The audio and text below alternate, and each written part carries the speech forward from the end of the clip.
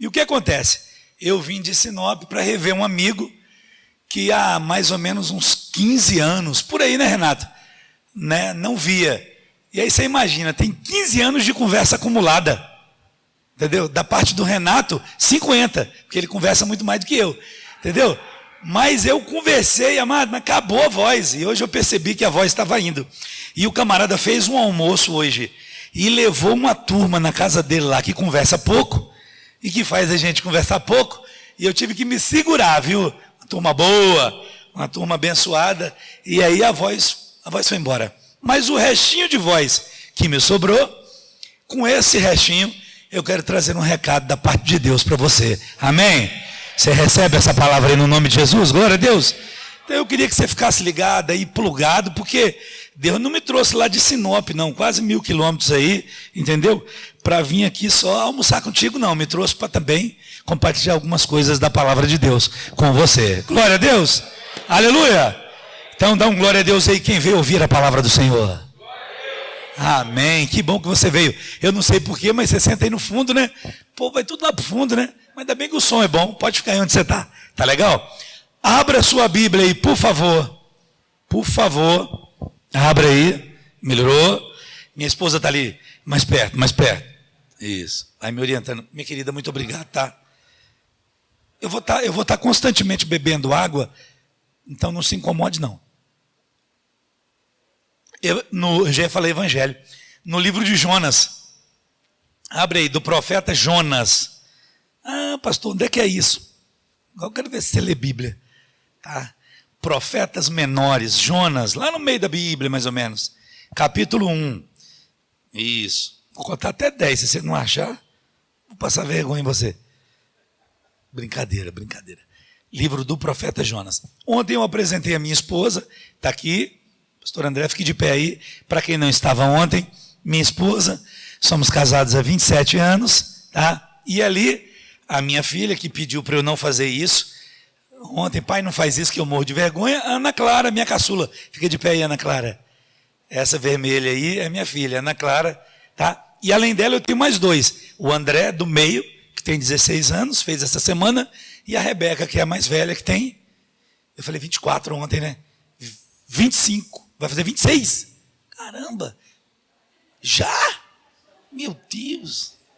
Estou ficando velho. 26 anos, tá? A mais velha.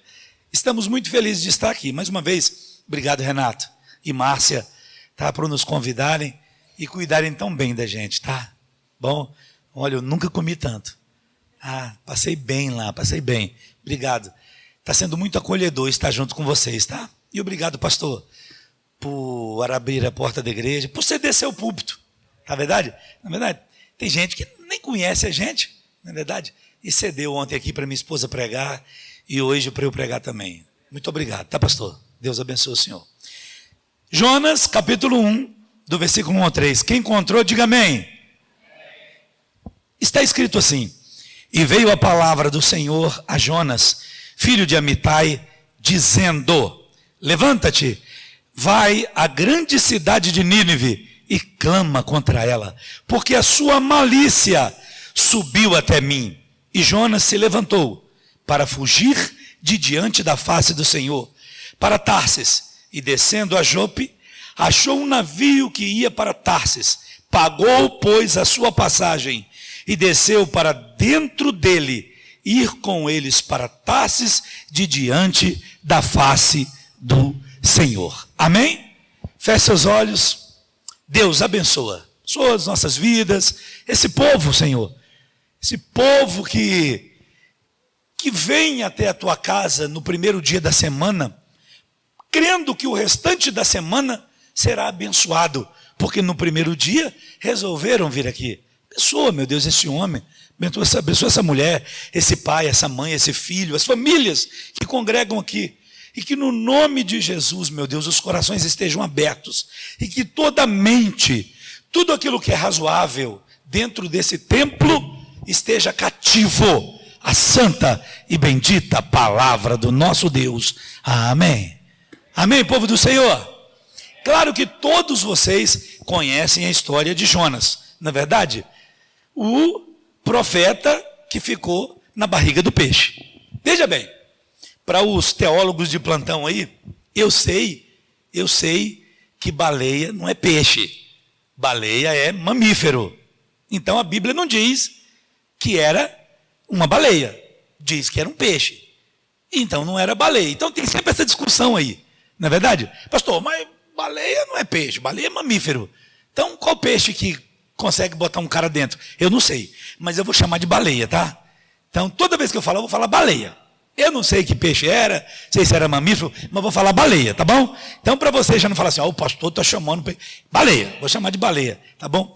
Porque eu acho que um estômago para caber um cabo dentro tem que ser uma baleia, gente. Amém? Então vamos lá. Queridos, você, membro da IPR de Paranatinga, deixa eu fazer uma pergunta para você, que conhece a história de Jonas, que sabe que a palavra de Deus veio para esse homem, convocando ele para ir numa cidade muito pecaminosa, uma cidade onde todos os seus habitantes estavam distantes da vontade de Deus, estavam cometendo pecados que incomodaram Deus, e Deus disse para ele, levanta, você é um profeta, e vai até essa cidade, e diz para ela que eu não concordo com o que tem sido feito nela. A Bíblia diz que esse camarada aqui, para quem não conhece a história de Có, a Bíblia diz que ele se levantou, mas não para obedecer, para desobedecer. Diz a Bíblia que ao invés de ir para Nínive, que era a cidade que Deus mandou ele ir, eu falei, Tarsis, então desculpa, é Nínive, tá?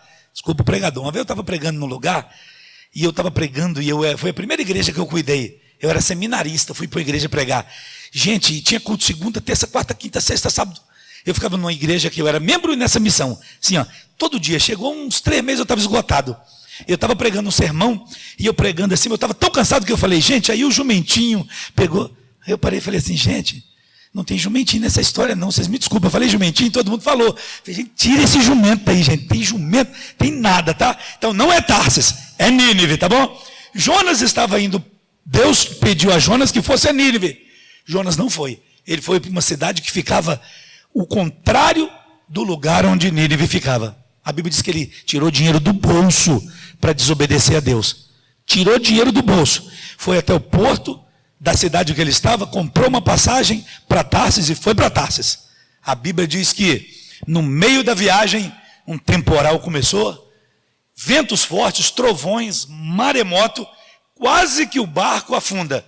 Os camaradas começaram a clamar, cada um para o seu Deus. Cada um para o seu Deus.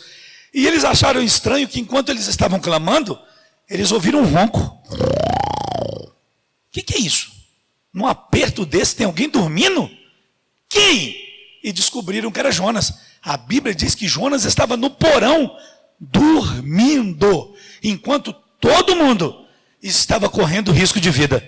Trouxeram ele e falaram, quem é você? Qual é a sua ocupação? O que você faz?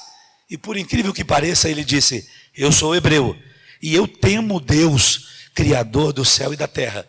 E por causa de mim, por minha culpa, sobreveio todo esse mal a vocês, porque eu desobedeci a uma ordem de Deus. E a Bíblia diz que eles jogaram Jonas no mar. Quando jogaram Jonas no mar, a tempestade acalmou. O mar acalmou. Voltou a brisa e a paz. E a Bíblia diz que uma baleia engoliu Jonas. E ele ficou 3 dias no ventre da baleia. E no ventre da baleia, do peixe, baleia, mesma coisa, ele faz uma oração de arrependimento. O peixe vomita ele na praia de Nínive. Ele prega para aquela cidade. 120.000 pessoas se dobram ao Deus Todo-Poderoso. Amém, povo de Deus? Tá? O resto da história, depois você lê em casa. Mas você, que congrega aqui, que é membro dessa igreja, deixa eu fazer uma pergunta para você, amado. Mas responde, não porque eu estou perguntando. E se você não quiser responder com um amém ou com glória a Deus, responde para você. Você tem ouvido muito pregador dizer isso, mas você acredita de verdade que Deus tem uma vontade com você? Sim ou não? Você crê mesmo? Sabe por quê? Porque a gente ouve isso nos sermões pregados, principalmente naqueles inflamados. Deus tem uma vontade com você. Mas você acredita que isso é verdade? Ou você pensa assim, não, na verdade Deus tem uma vontade com um grupo de pessoas, pastor Paulo, pastor Jacques, pastor André, fulano, irmão ali. Não! Deus tem uma vontade com você sim. Deus não tem vontade só com quem é pastor.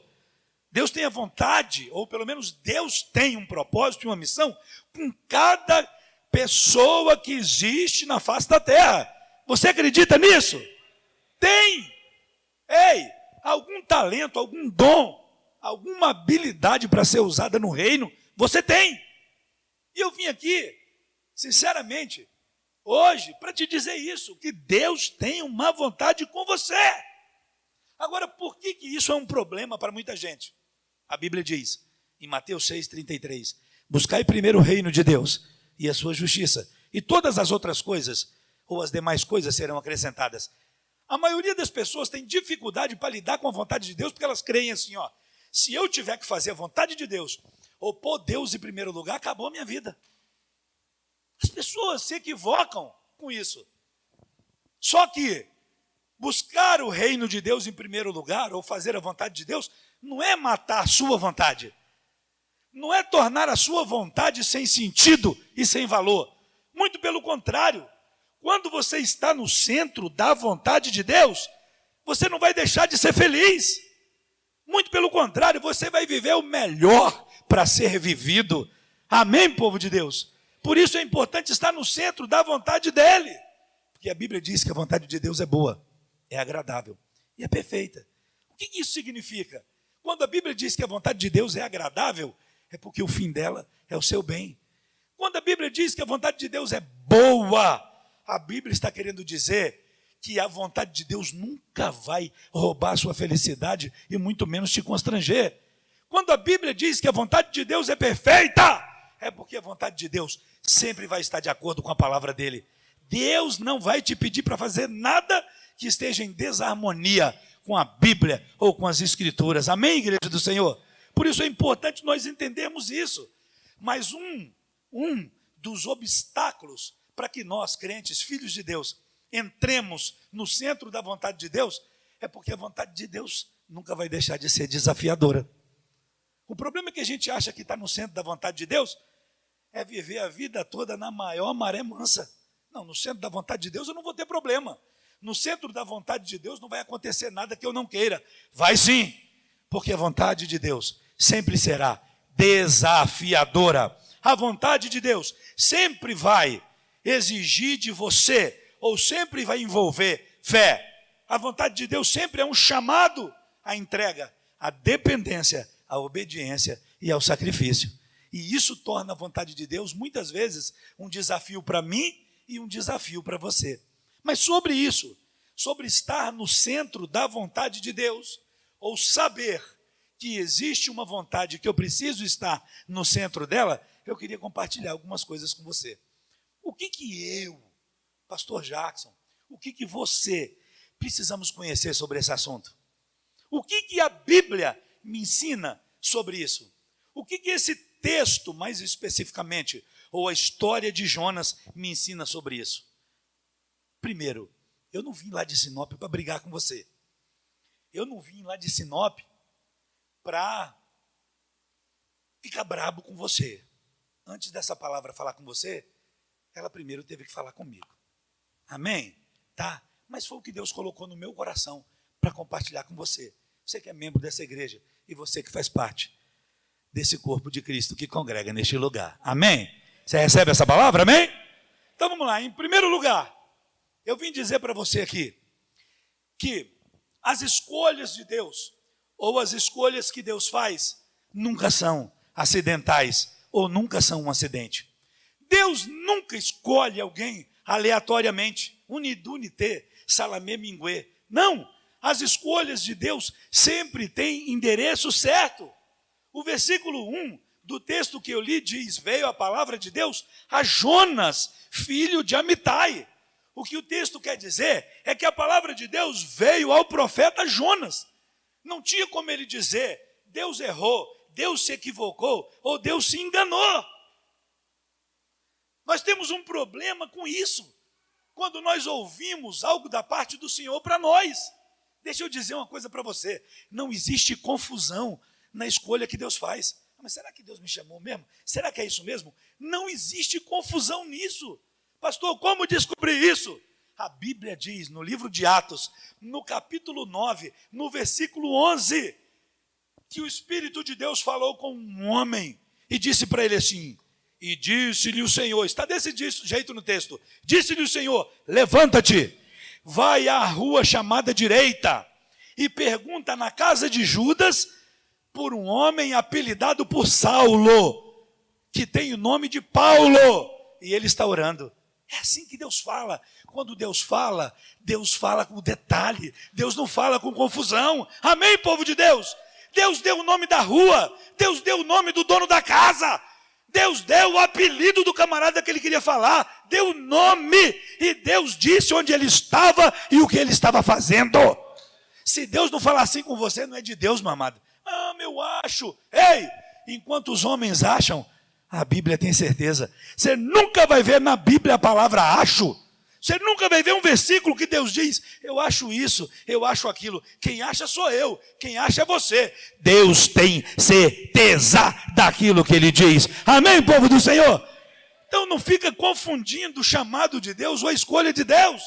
Deus não se equivoca e muito menos se engana quando Ele escolhe alguém. Outra coisa, Deus não é jogador. E nós também não somos pedras de xadrez e muito menos dados. Eu me lembro de um filme que eu assisti quando eu era adolescente, e no filme falava sobre os deuses do Olimpo. E os deuses ficavam lá em cima. Tinha um tabuleiro e era terra. E eles ficavam assim, mexendo com as pessoas. Não, esse vai ser isso, esse vai fazer aquilo, esse vai fazer... Você não é uma pedra de um jogo. Você é um filho de Deus. Amém? Amém, povo de Deus? Tá? Deus não fica jogando. Eu quero que ele sofra hoje, eu quero que ela sofra, hoje eu quero que ele se decepcione, hoje eu quero que ele fale, eu quero que ele morra, eu quero que... Não é assim que funciona. Amém, povo de Deus? Deus nos deu algo precioso que só Ele tem e não deu para mais ninguém a não ser para o Filho dele, a liberdade de escolher. Amém, igreja do Senhor? Deus não faz isso. Quando Deus escolhe, a maioria de nós acha que Deus se equivocou, acha que Deus se enganou. E isso muitas vezes nos frustra, porque nós saímos do centro da vontade que Deus tem para nós. Pastor, mas isso acontece só conosco? Não, amado. Isso acontece com todo mundo. Inclusive aconteceu com grandes homens da Bíblia. A Bíblia diz que quando Deus chamou Gideão, um anjo falou para ele, varão valoroso, ei, livra Israel da mão dos midianitas. Chamou ele de varão, chamou ele de valoroso e de corajoso. A Bíblia diz que ele falou o quê? Mas eu sou o menorzinho da casa do meu pai. A minha família é a mais pobre, Manassés. Deus o escolheu, mas ele não entendeu. Achou que Deus poderia ter errado. A Bíblia diz que Deus, quando apareceu para Moisés, disse para Moisés, Moisés, livra o meu povo das mãos de Faraó. Moisés falou, Senhor, e quando eu for, e eles me perguntarem quem é o Senhor, o que eu digo? Diga a eles que o Deus eu sou te enviou, Moisés.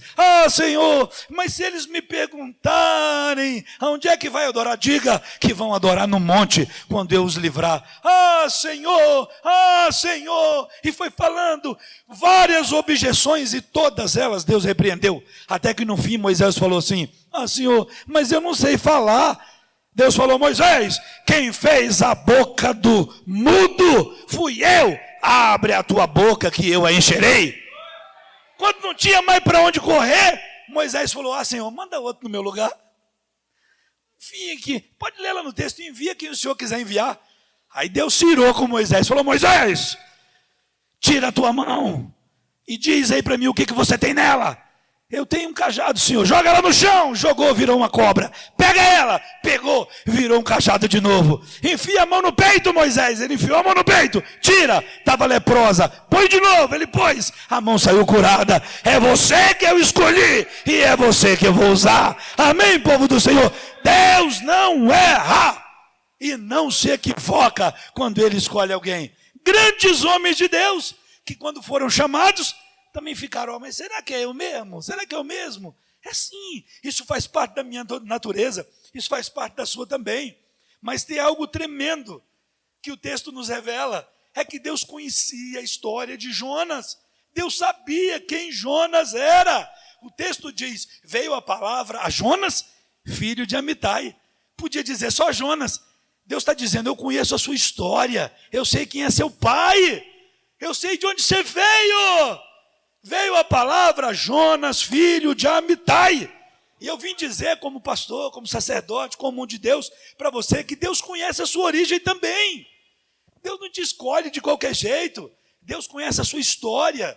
Deus sabe de onde você veio. Deus conhece seus medos. Deus conhece seus temores. Pastor, Deus sabe os meus medos? Todos eles. Deus conhece a sua história. O que é agradável, desagradável, bem-sucedido, mal-sucedido. Deus conhece você, sabe de tudo. E mesmo assim, Ele me escolheu, pastor, mesmo assim. O que Deus está dizendo para Jonas é, Jonas, eu sei quem você é. E eu sei de onde eu estou te tirando. Eu sei o que eu quero com você. E o que eu quero através de você. Amém, povo do Senhor? Deus não escolheu você a partir da opinião que você tem de você. Todos os homens que Deus escolheu disseram, mas minha família é mais pobrinha, eu sou mais quebradinho. Senhor, mas eu não sei falar. Senhor, mas eu não sei isso. Ei, Deus sabe disso. Deus sabe o que você sabe, o que você não sabe. Deus sabe o que você tem coragem de fazer, o que você tem medo de fazer. Deus sabe de tudo isso. E mesmo assim Ele escolheu Jonas. Por quê? Porque Deus não te escolhe a partir daquilo que você acha de você. Deus escolhe você a partir da opinião que Ele tem de você. Se Ele te chamou, Ele sabe que você consegue. Se Ele te chamou, Ele sabe que você vai conseguir. Amém, povo do Senhor? A gente precisa entender isso. Deus tem uma opinião sobre você. E Ele escolheu você para fazer algo do seu tamanho. Do seu tamanho. Algo que só cabe com você. E que Ele quer fazer através de você. O que Deus estava dizendo para Jonas é, Jonas, eu conheço o seu passado. E eu também conheço o seu presente. Mas a partir de agora, eu quero te ajudar a construir um novo futuro. Isso que Deus estava dizendo para Jonas. Amém, povo de Deus? Deus também não escolheu Jonas porque não tinha outro não, tá? Deus não escolheu Jonas porque não tinha ninguém. Sempre tem alguém. Elias falou, estava dentro da caverna. Estou deprimido. Acabou de fazer um milagre, amado. Acabou de cair fogo do céu. O camarada orou, caiu fogo, pegou fogo até na água. Até a água pegou fogo. A Bíblia diz que até a água o fogo lambeu. O cara fez um milagre desse. Os profetas de Baal morreram todos. Aí falaram para ele, Jezabel quer te matar. Cara, abriu fuga, amado, sumiu. O cara foi parar dentro de uma caverna. Não sou mais crente. Não sou mais crente, não. Deprimiu. Mas né? Deus foi lá. O que fazes aqui, Elias? O que é lindo é que Deus não falou o que fazes aí. Deus falou o que fazes aqui. Porque Deus entrou na caverna. Deus não te deixa na caverna sozinho, amém? O que fazes aqui, Elias?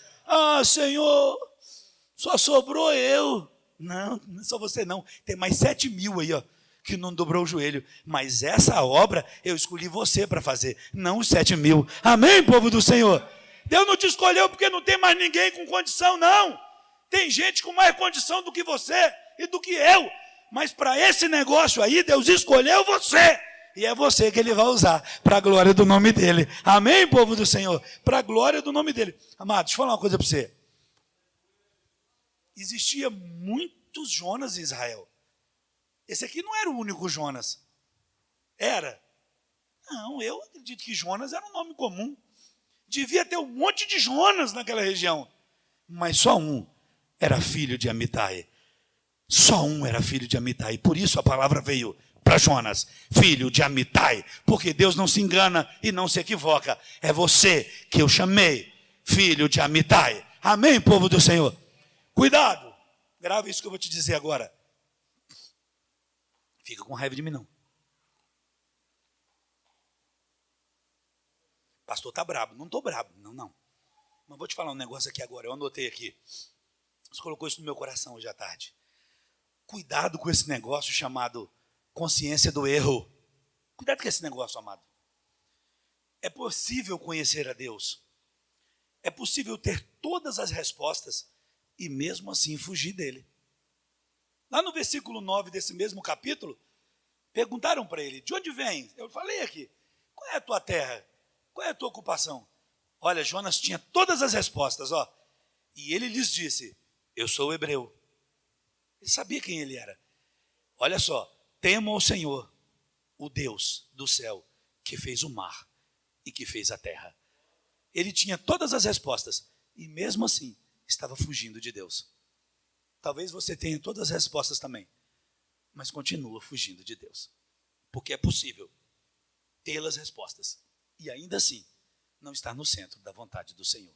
Então cuidado com esse negócio. Eu tenho consciência do cuidado com esse negócio. Amém, povo de Deus? Segundo lugar, segunda coisa, segunda lição interessante nesse texto aqui, que eu queria compartilhar com você, é essa aqui, ó, grava aí. Deus nos chama para o que é grande. Amém? Você crê nisso? Então, por que a gente escolhe o que é pequeno? Por que a gente escolhe o que é pequeno? Pastor, o senhor veio aqui com um negócio de grande, de autoajuda? Não é isso não.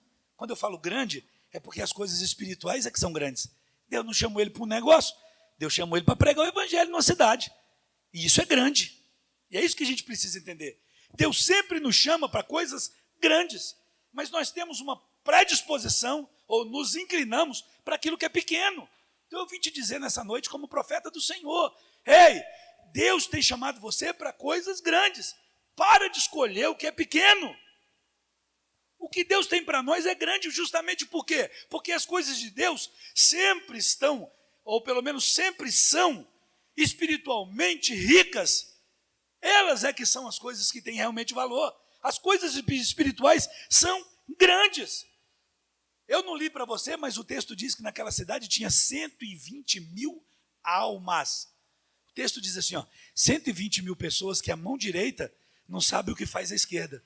E o texto diz assim, ó, fora animais. Até com animal Deus se preocupa. Até os animais estavam sofrendo com o pecado daquele povo. A natureza sofre por causa do pecado, geme por causa do erro. E Deus estava dizendo para Jonas isso. Eu te chamei para algo grande. Só para você ter ideia, de Israel para Nínive eram 800 quilômetros. De Israel para Tarsis eram 3.500. Olha o preço da desobediência. 800 quilômetros, estava lá onde Deus mandou. O cara vai 3.500 quilômetros para se distanciar daquilo que Deus mandou ele fazer. Na desobediência, o sacrifício dobra. Na desobediência, a gente paga com o nosso próprio bolso. Sendo que quando você está na obediência, todos os recursos do céu estão disponíveis para você. Amém? Você pode dar uma glória a Deus? Na obediência, os recursos do céu estão disponíveis. Na desobediência, você paga com o seu próprio bolso. O prejuízo é seu. E foi isso que aconteceu com Jonas. Amados, tem um pregador chamado Ernesto Nini. Já ouviu falar, pastor?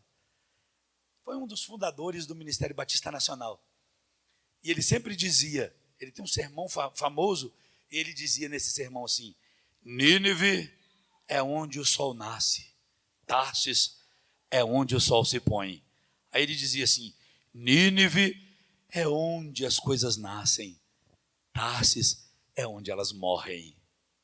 O centro da vontade de Deus é um nascedouro. Distante da vontade de Deus é um morredouro. Eu tinha que rimar, eu não podia perder essa.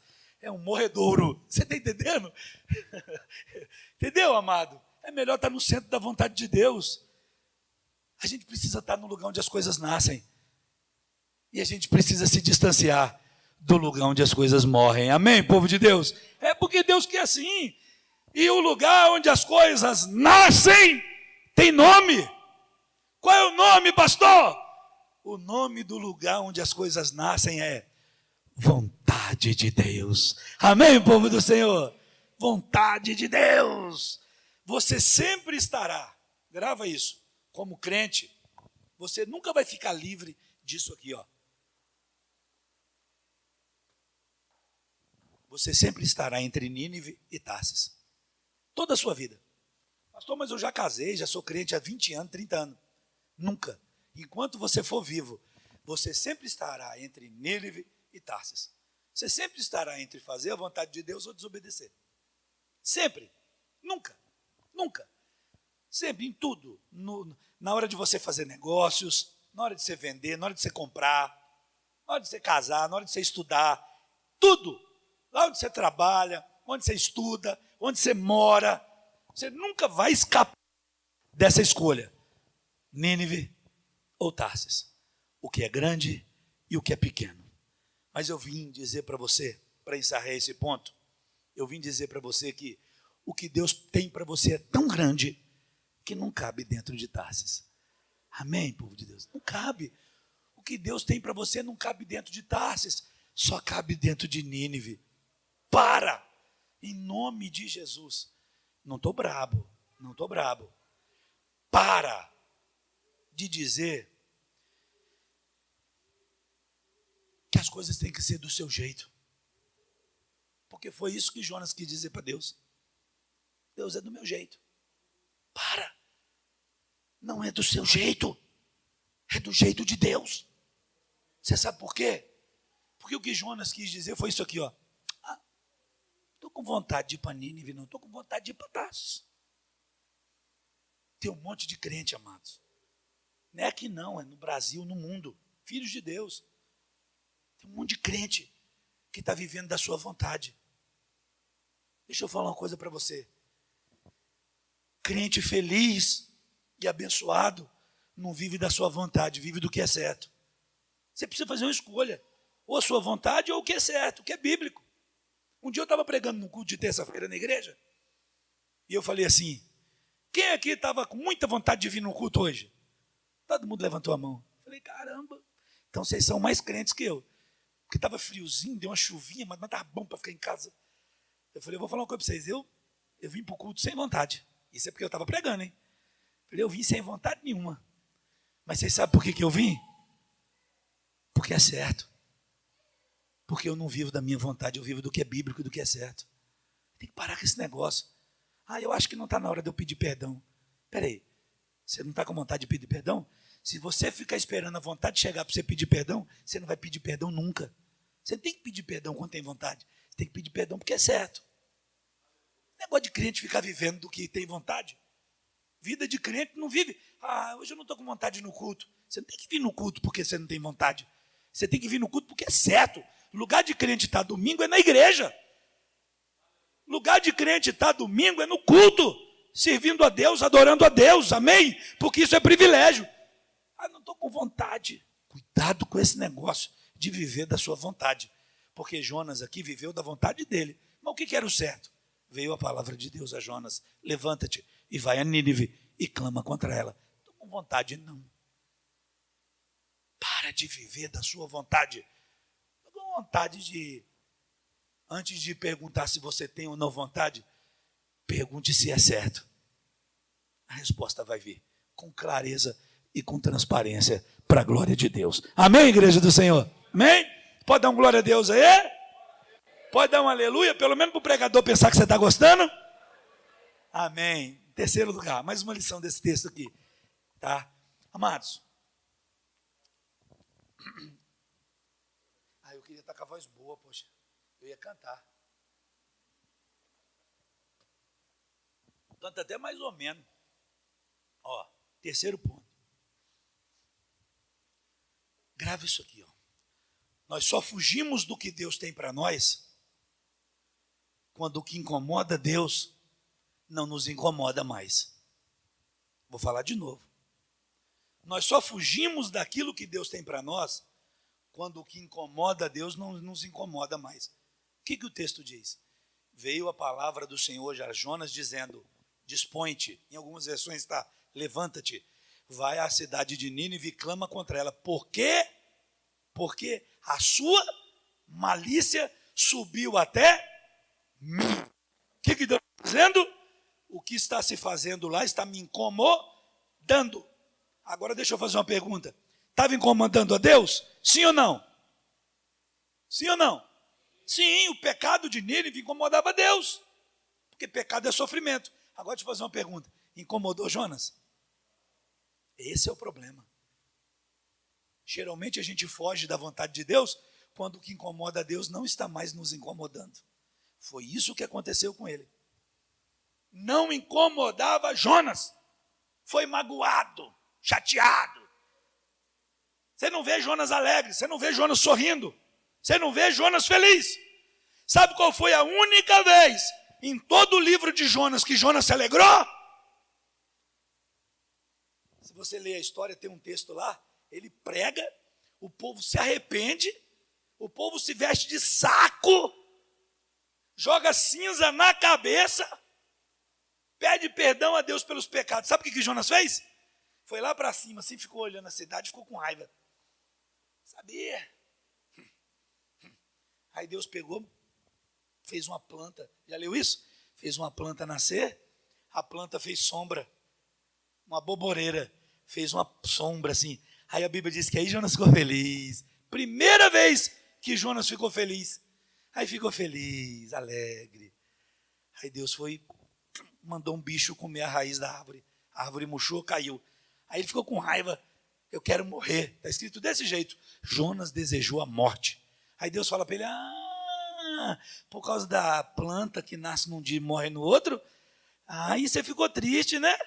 Mas e por causa das quase 200 mil pessoas que estavam indo para o inferno? A única vez que Jonas se alegrou foi quando Deus fez algo só para ele. Só para você, essa planta. Só para fazer sombra, só para você. A única vez que Jonas se alegrou foi quando Deus fez alguma coisa que desse prazer só para Jonas. Porque o sofrimento daquele povo, o pecado daquela cidade, não incomodava Jonas. Eu vim te dizer, meu irmão, com temor. A Bíblia diz no livro de João, capítulo 3, versículo 18, quem crê será salvo, quem não crê já está condenado. Aquele camarada que trabalha com você, ele não vai não, ele já está condenado. Aquela amiguinha que estuda com você, querida, ela já está condenada. Aquele funcionário seu, aquele seu patrão, as pessoas que convivem com você nessa cidade estão condenados, eles não serão. A Bíblia diz no presente, eles já estão. Agora eu te pergunto, isso te incomoda? Isso incomoda você? Mano, vocês têm que abraçar essas cadeiras vazias aqui, ó. Chorar. Abraçar. Deus, manda a gente para cá, Deus. É assim, amado. O que incomoda, Deus tem que nos incomodar. É com temor que eu digo isso para você. É com temor que eu digo isso. Mas sabe por que eu digo isso para você? Porque céu e inferno não são piada. Do mesmo jeito que o céu existe, o inferno existe também. E é para lá que essas pessoas vão, se isso não nos incomodar. Eu vim te dizer para você, eu vim dizer a você nessa noite, com temor, amado, e com amor, que a malícia de Paranatinga, o pecado de Paranatinga, o sofrimento de Paranatinga tem subido até Deus, tem incomodado Deus. Mas será que tem incomodado a IPR de Paranatinga? Será que tem incomodado a Universal? Será que tem incomodado a Igreja Batista? Será que tem incomodado a Assembleia de Deus ou qualquer outra igreja? Será que tem incomodado como incomoda Deus? Aquilo que não, sabe, não me incomoda e não incomoda Deus, só não me incomoda. Ou melhor, incomoda Deus, só não me incomoda se eu não estiver no centro da vontade dele. Porque se eu estiver no centro da vontade dele, me incomoda também. Amém, povo do Senhor? Céu e inferno não são piada não, amado. O povo parou de acreditar nessas coisas. Não, mas será que é desse jeito mesmo? É desse jeito. Eu tenho um livro em casa, que para ler ele eu leio assim com cuidado, porque as folhas soltam, de tão velho que ele é. Aquele livro eu não empresto para ninguém, o máximo que eu faço é tirar foto. O nome do livro é O Inferno Não é Brincadeira. Esse livro me pegou, amado. Aquele autor, sabe, eu não sei se por revelação divina, ele conseguiu escrever um livro que quando você lê, você sente, sabe, você fala, meu Deus. Aí você vê um amigo, você vê alguém, você fala, não posso, eu tenho que falar do amor de Deus, eu tenho que falar do amor de Deus. Eu tenho que pregar. Amados, o sal de Paranatinga, a luz de Paranatinga, são os evangélicos que essa cidade tem. Os Jonas de Paranatinga estão aqui. Mas e aí? A palavra de Deus veio a você. Você vai para onde? Para Nínive ou para Tarsis? Amém? É isso. Cuidado, amado. Cuidado com aquilo que você chama de não tem nada a ver. Cuidado com aquilo que você chama de não tem importância. Talvez não tenha importância para mim e para você, mas para Deus, quem ficou pendurado na cruz foi Ele.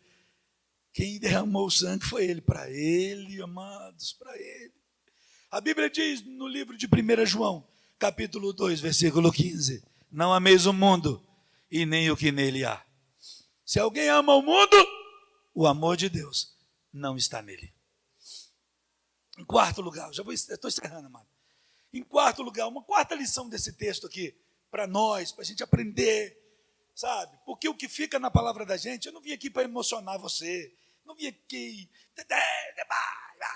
nada. Vim aqui para a gente aprender com a Bíblia, amém, povo de Deus? Para a gente aprender com a palavra. A palavra tem que incomodar, a palavra tem que, sabe, mexer com a gente, sacudir com a gente. É isso. Vai ficar motivando a gente, não, né? A palavra de Deus é para sacudir a gente. Quarto lugar, quem se levanta para fazer o que quer e não o que Deus manda, pode até se levantar, mas não fica de pé. Essa rimou, né? Quem se levanta para fazer o que quer e não o que Deus manda, pode até se levantar, mas não fica de pé. Porque Jonas se levantou. O texto diz, se levantou, mas não para ir para Nínive, para ir para Tarsis. Para ir para Tarsis. Eu vim dizer para você, amado, é isso aqui, olha. Ele se levantou, não para fazer o que Deus mandava, mas o que ele queria. O que aconteceu? Foi a única parte que ele, digamos assim, subiu, foi quando ele se levantou. Porque depois ele só desceu. O texto diz que ele desceu para Jope, desceu para o porto, desceu para o navio, desceu para o mar, desceu para o porão e desceu para a baleia, né? Aliás, desceu para o mar não, né? Desceu para o porão, para o mar e para a baleia. Eu não sei quanto que essa baleia mergulhou, mas deve ter ido no fundo, né? O cara só desceu, só afundou. Pode ver, amado. O cara sai do centro da vontade de Deus, ele só afunda. A Bíblia diz no Salmo 42, um abismo chama outro abismo. Quem sabe essa não é a explicação que você tanto está procurando? Quem sabe essa não é a resposta que você há tanto tempo vem orando? Não adianta, amado. Tem crente que gasta uma vida inteira tentando tudo, menos o que Deus manda. Ele tenta tudo. Tenta isso, tenta aquilo. Chega um curso novo, chega uma palestra nova, chega um negócio novo, uma modinha nova. Ele tenta tudo. E a única coisa que ele deveria tentar, ou a mais importante, ele não tenta. Quer fazer o que Deus manda. Quer obedecer a Deus. Quer fazer o que Deus quer. Experimenta fazer o que Deus quer, amado. Você vai ver quanto tempo você perdeu fazendo só o que você queria. Deus tem uma vontade agradável, boa e perfeita para você. Quem concorda com isso, dá glória a Deus aí. Pessoas que se levantam, mas nunca ficam de pé. Eu vim dizer para você com temor e tremor, quem não vive dentro do que Deus quer, vive dentro de tudo que você pensar. Eu não estou na vontade de Deus, então mas também eu não estou na vontade de Deus e eu estou neutro. Nunca. Quem não está dentro do que Deus quer, está dentro de um monte de outras coisas. Porque não tem neutralidade no mundo espiritual. Tem ou não tem? Não é verdade, pastor? Não tem esse negócio de neutro não, amado. Eu estou no meio do caminho. Ou você é ou não é. A vida cristã é assim. Não existe meio termo. Ou você está vivendo felicidade, ou sua vida é uma vida infeliz. Ou você está vivendo liberdade, ou sua vida é uma prisão. Ou você está vivendo prosperidade, ou você só está vivendo escassez. Ou você está vivendo verdade, ou você está vivendo mentira. Ou você está vivendo, experimentando perdão, ou você é um refém da culpa. Ou você vive paz, ou sua vida é um desespero. Ou você vive a vida, ou você não vive, porque sua vida... Isso é bíblico, sou eu não. Cuidado com o preço que você tem pagado por suas convicções. Não, mas eu acho isso, eu penso assim. Cuidado, talvez o preço seja caro demais, além do que você possa pagar. Pastor, por que você está dizendo isso? Porque eu já fiz isso. Minhas convicções, não é mesmo. Eu não é. Meu pai, meu avô, meu bisavô, lá na minha família a gente é assim, ó. Sim, nós somos baiano, é tudo baiano, é assim. Cuidado, mano. Nós somos cuiabano é assim. Cuidado com o preço que você tem pago por suas convicções. Cuidado. A gente não precisa disso, não é verdade? Amém, povo de Deus? Para encerrar, estou acabando. Pode, pastor? Em último lugar, olha para esse irmão aí. Não é que eu faço isso não, mas olha aí. Se você falar alguma coisa para ele, olha no olho dele assim, bem duro. Olha aí, pode olhar. Fala para ele assim, ó. Você não precisa de baleia. Fala para ele. Pode falar, você não precisa de baleia. Mas não precisa. Fala sério para você. Jonas precisava de baleia, mano. Não dava para ter resolvido o negócio antes? Não dava? Mas amado, por quê? Por que a gente só ora no problema? Se tivesse orado lá no capítulo 1, não. Foi orar lá no capítulo 2, aonde? Na barriga da baleia. Por que não orou lá quando Deus levantou-se a palavra? Veio a palavra do Senhor a Jonas. Senhor, olha, estou fraco, me fortalece, mas eu vou obedecer ao Senhor. Não. Aí não ora. Aí quando está dentro da barriga da baleia, pai. Agora, a gente só ora no meio do problema. Se orasse no capítulo 1, não precisava orar no capítulo 2. Amado. Aí lá no final, Jonas entende o quê? O que Deus queria que ele entendesse. Não é do seu jeito, Jonas. É do meu. Eu sou o Senhor e não mudo. Antes de mim nunca houve, e depois de mim. Amém, povo de Deus? Deus é soberano. Deus não muda porque você está chateadinho. Deus não muda porque você está resmungadinho. Deus é Deus. E Deus também não muda porque você é legal. Mas eu sou tão gente boa. Deus não muda. Deus é Deus. Eu sou o Senhor e não mudo. Deus fez tudo isso com Jonas para mostrar uma coisa para Jonas: que ele é um Deus amoroso e misericordioso. Amém? Eu vim aqui, amados, dizer para você, para finalizar, que o que vai fazer a diferença mesmo é para onde você está indo. Por isso eu queria finalizar te perguntando: nas escolhas que você fez, para onde elas estão levando você? Porque se elas estiverem levando você para o centro da vontade de Deus, você não precisa de baleia. Mas se você der uma olhadinha aí, amado, descobrir que você está no aparelho digestivo de uma baleia, é porque você está longe do centro da vontade que Deus tem para você. Mas essa palavra é uma palavra de Deus para a sua vida. A Bíblia diz: se hoje ouvirdes a sua voz, não endureçais o vosso coração. Então não endurece não. Deus falou com você? Então olha, essa palavra é para mim. E se essa palavra é com você, o que você tem que fazer? Simples. Deus, como Jonas fez, eu reconheço o teu amor por mim e por todas as pessoas que estão à minha volta. Eu quero voltar para o centro da tua vontade.